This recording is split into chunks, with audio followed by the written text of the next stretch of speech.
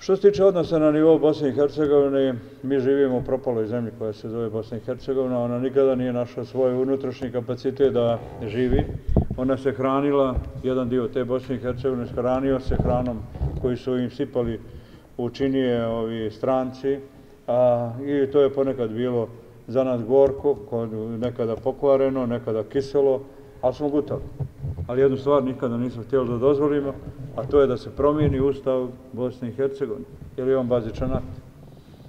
Ustav Bosne i Hercegovine je međunarodni sporazum. Mi smo potpisali i mi smo potpisnici međunarodnog sporazuma. Republika Srpska je još uvijek na odbrani dejtonske strukture, za koju znamo da je potpuno srušena.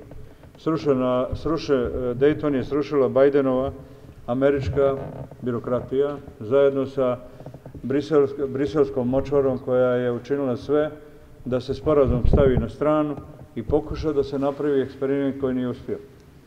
Bosna i Hercegovina je eksperiment nad pacijentom koji još od strane međunarodnog faktora koji još uvijek nije umro, ali sve su izgledi da će veoma teško preživjeti.